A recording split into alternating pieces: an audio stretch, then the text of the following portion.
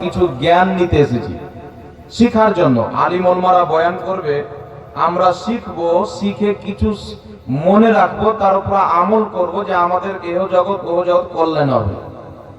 এই উদ্দেশ্য, এই নিয়ত আমাদেরকে রাখতে হবে।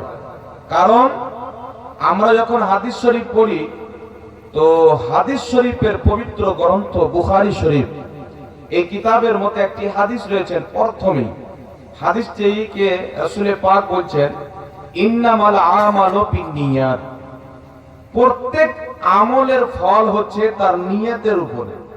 কিসের উপরে? প্রত্যেক আমলের ফল তার নিয়তের উপরে।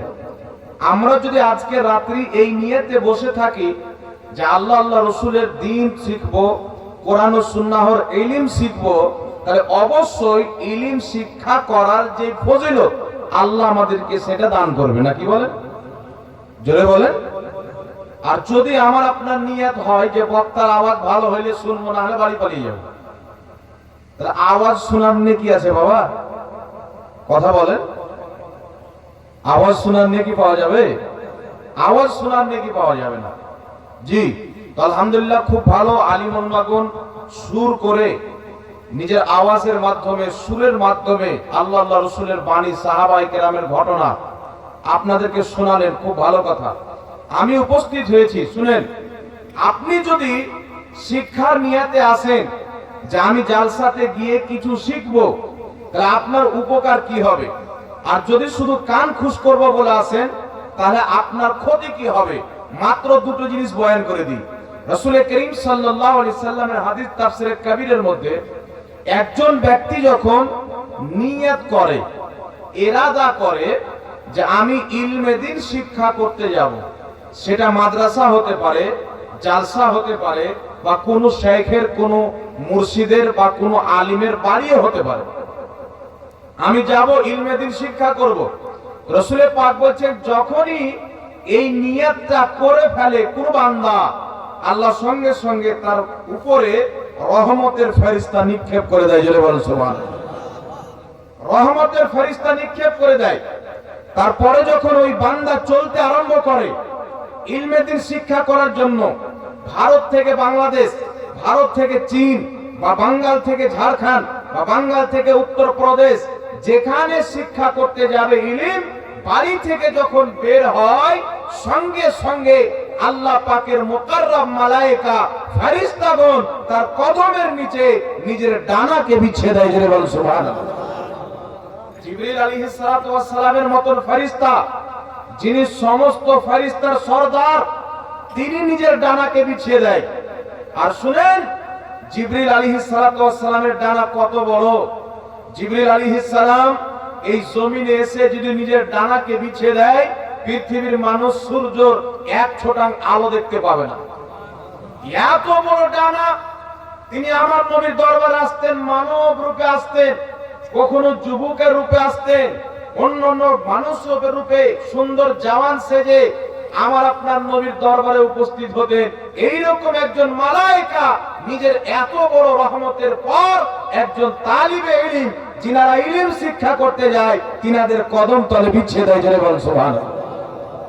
আজকে যারা আমরা নিয়ত করে এসেছি যে আমরা আজকে গঙ্গা প্রসাদের জালসাতে ইলমে দ্বীন শিক্ষা করব, কোরআন ও সুন্নাহর জ্ঞান অর্জন করব, আপনার কদমে হাদিস মোতাবিক আল্লাহর ফেরেশতাগণ নিজের ডানাকে বিছিয়ে দিবে।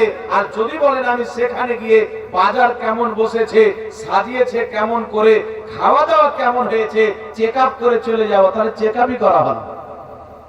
আসার সময় বেকার, যাওয়ার সময় বেকার। কিন্তু উদ্দেশ্য যদি থাকে আমি কিছু শিক্ষা করব, আপনার আসাও ইবাদত, বসাও ইবাদত, এখান থেকে যাওয়াও ইবাদত। জোরে বলেন সুবহানাল্লাহ। এইবার শুনেন, একজন ব্যক্তি ইলমে দ্বীন শিক্ষা করতে যাবে, যেতে যেতে রাস্তাতে মারা গেল। হতে পারে কি পারে না বাবা? রাস্তাতে মারা গেল, বা ইলমে দ্বীন শিক্ষা করে যেতে যেতে, বাড়ি যেতে যেতে রাস্তাতে মারা গেল, বা শিক্ষা করতে যাচ্ছে মারা গেল, বা আসছে মারা গেল। ওই মারা যাওয়ার পর আল্লাহ তাবারাক ওয়া তাআলার নিকটে ওই তালিবে ইলম, যিনি ইলমের খোঁজে বের হন, ইলমের জ্ঞানের আপনার হাসিল করার জন্য জ্ঞানের খোঁজ নেওয়ার জন্য বের হয়, শিখবো বলে বের হয়, ওই ব্যক্তিকে যেই কবরে দাফন করা হয়, ওই কবরস্থানে তার ডান দিকের 40টি কবর, বাম দিকে 40টি কবর, তালবে ইলমের কবর হওয়ার বরকতে তাদের কবরে ডান দিকে 40টি কবর আযাব, বাম দিকে 40টি কবর আযাব আমার আল্লাহ সঙ্গে সঙ্গে ক্ষমা করে দেয়। যারা বলেন সুবহানাল্লাহ। একজন তালবে ইলমের এত মর্যাদা, এত ফজিলত বাবা। তো আজকে যিনারা এখানে বসে আছেন, আপনারা তালবে ইলম নিয়ত করেন যে আমরা শিক্ষার জন্য বসে আছি। এই নিয়ত যদি হয় তাহলে আমাদের আসা যাওয়া বসা সব কামিয়াব হবে। বুঝেছেন তো বাবা? সমস্যা তো নয়। এইবার চলে আসেন, এই গ্রামের লোক ভালোভাবে দেখে যাচাই বাছাই করে ভালো ভালো উলামায়ে কেরামকে নিয়ে এসেছেন যে কাদের দ্বারা মানুষ বেশি উপকৃত হবে, না কি বলেন? শুনেন, আজকে যে আপনারা এখানে আছেন, ইলমে দ্বীন শিখছেন, মাত্র কয়েকটা হাদিস শুনিয়ে দিয়ে আমি আমার বিষয়ের দিকে যাব। আজকে আপনারা ইলমে দ্বীন শিখছেন, সর্বপ্রথম একটি কথা মনে রাখবেন, এখানে আলিম ওলামা লেকচার দিচ্ছেন, তাদেরকে আপনারা দেখছেন। আমার আপনার নবী সাল্লাল্লাহু আলাইহি ওয়াসাল্লাম বলেন, তিনটি জিনিসের দিকে তাকানো হচ্ছে ইবাদত। কয়টি জিনিস? জোরে হবে না? তিনটি জিনিসের দিকে তাকানো ইবাদত।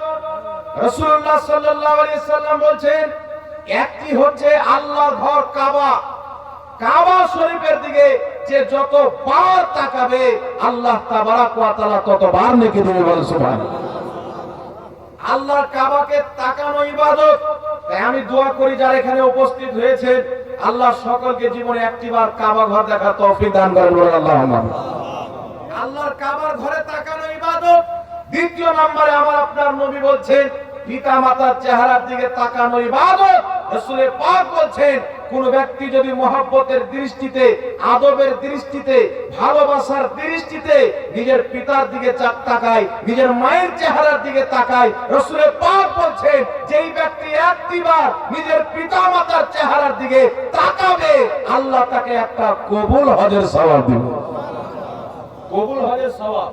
এখান থেকে আমি সেজে টেজে টিকিট করে কত রকমের আপনার খাটেনি করে কাগজপত্র জমা করে যাব, আমার হজ কবুল হবে কিনা গ্যারান্টি নাই।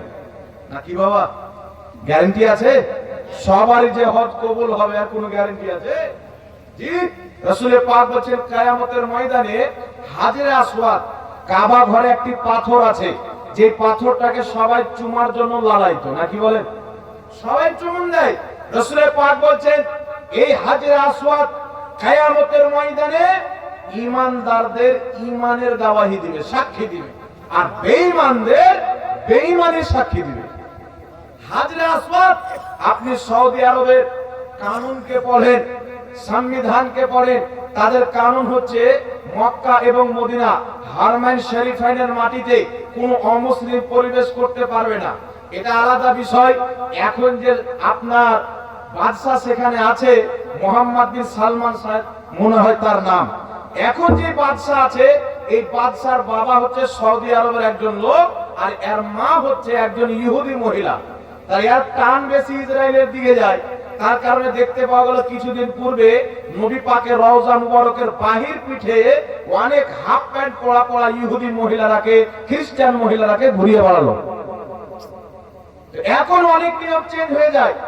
এই বাদশা ফতোয়া দিল যে সৌদি আরবের দারু বিক্রি করা আমাদের আইনে আমি বৈধ করে দিলাম। বলো নাউজুবিল্লাহ। আপনি সৌদি আরবের মাটিতে সিনেমা হল তৈরি করা হয়েছে। কি তৈরি করা হয়েছে? Cinema hall. কিন্তু বিরাদর ইসলাম, এর আগে যে হুকুমত ছিল, বর্তমানে সৌদি হুকুমত আসার পূর্বে একটি হুকুমত সেখানে ছিল যাদেরকে খেলাফাতে উসমানিয়া বলা হয়, অটোমান এম্পায়ার বলা হয়। তুর্কি হুকুমত ছিল। এই তুর্কি হুকুমত যতদিন পর্যন্ত ছিল, না কোনো ইহুদির, না কোনো নাসারার, না কোনো কুফার মুশরিকের মক্কা মদিনার মাটিতে কদম রাখার ক্ষমতা হয়নি। যদি বলে সুবহানাল্লাহ। কারণ তিনারা ছিলেন কট্টর ঈমানদার, জিহাদকে পছন্দ করতেন। আজকে আমাদের মধ্যে বিভিন্ন রকমের দল তৈরি হয়ে আমাদেরকে লড়িয়ে দিল, তো আমরা জিহাদ কি করে করব? জিহাদকে ভুলিয়ে দিল। রাসূল পাক বলেছেন, এমন একটা জামানা আসবে যে জামানায় কুফার ও মুশরিক তোমাদেরকে দেখে ভয় করবে না। সাহাবা বলেন, হুজুর আমাদের একটা উমর যদি বেরিয়ে যায়, পুরো মক্কার কাফির নিজের বাড়ির দরজা বন্ধ করে নেবে, আমাদের একজন সৈনিক যদি বেরিয়ে যায়, পুরো আরবের কাফির বাড়ির ঘরে বন্দী হয়ে যাবে। কিন্তু যখন কোটি কোটি মুসলমান থাকবে, তখন কেন অমুসলিমেরা, ইহুদি খ্রিস্টানরা মুসলিমদের উপরে অত্যাচার করবে, জুলুম করবে? এটা কি করে হতে পারে? রাসূল পাক বলছেন একটাই কারণ হলো তোমরা জিহাদকে ভুলে যাবে। আজকে ফিলিস্তিনের মাটিতে ফিলিস্তিনদের মুসলমানদেরকে এত রকম করে মারা হয়।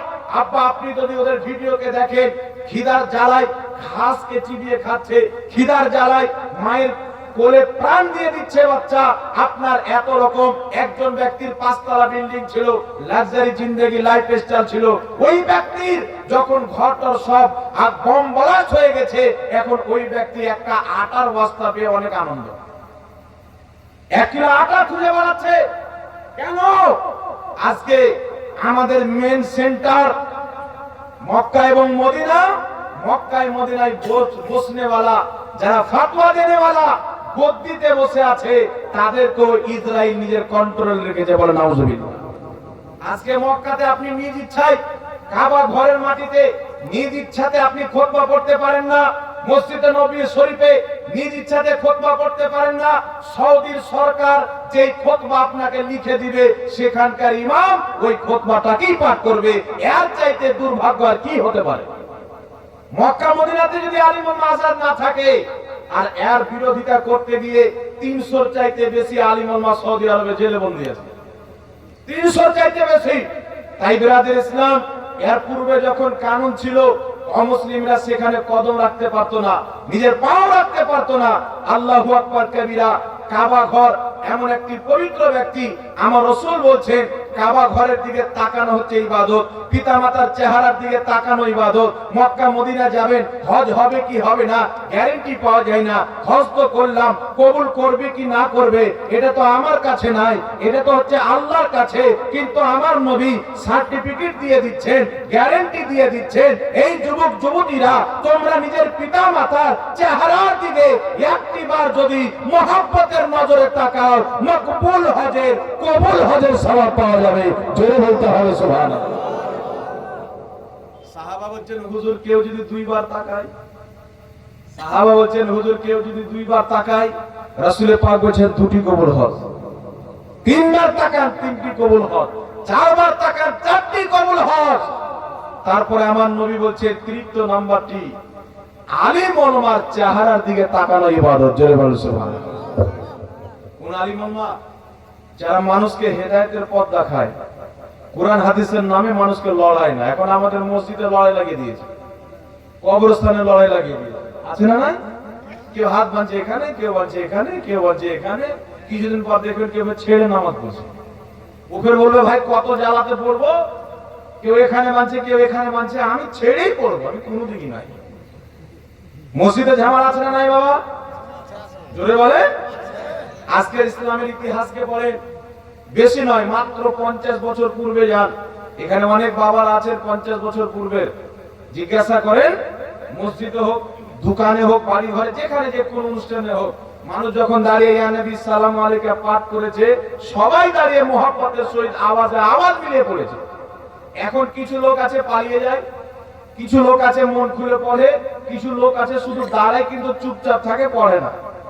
মানে ও ডাউটে আছে যে এটা পড়লে যদি জাহান্নামে চলে যায়, বেচারা টেনশনে পড়ে আছে। তো কত কত জায়গাতে দ্বন্দ্ব আছে।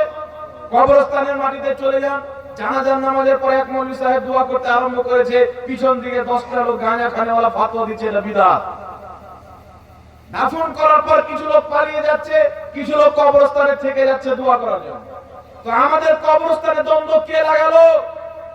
আমাদের জানাজার মাঠে দ্বন্দ্ব কে লাগালো? আমাদের মসজিদে দ্বন্দ্ব কে লাগালো? এই দ্বন্দ্ব লাগানেওয়ালা কোন সাধারণ মানুষ না, এই দ্বন্দ্ব লাগানেওয়ালা হচ্ছে দাড়ি টুপিওয়ালা শয়তান, দাড়ি টুপিওয়ালা লোক। আর এগুলা হচ্ছে ইহুদিদের চক্রান্ত, ইসরায়েলের চক্রান্ত। আমেরিকা থেকে ফান্ডিং করা হয়, ইসরায়েল থেকে ফান্ডিং করা হয়, আসল মুসলমানকে পথভ্রষ্ট করার জন্য, ফিতনা তৈরি করার জন্য। দলে দলে বিভক্ত করার জন্য একটি বহুত বড় চাল করা হয়েছে, বহুত বড় একটি পরিকল্পনা করা হয়েছে। আর বলা হয়েছে যারা মুসলমান আছে তাদের উপরে কুফরের ফতোয়া দাও, শিরকের ফতোয়া দাও, বিদআতের ফতোয়া দাও, আর তাদের মধ্যে ভয় ভরে তাদের মধ্যে কনভার্ট করে দাও, ভয় ভরে পরিবর্তন করে দাও। তার কারণে কিছু মানুষ বাপরে নাভি নিচে হাত বানা বিদআত, কান দেখি উপরে চলে যায়। কিছু লোক বলছে যে আস্তে আমিন বলা বিদআত, জোরে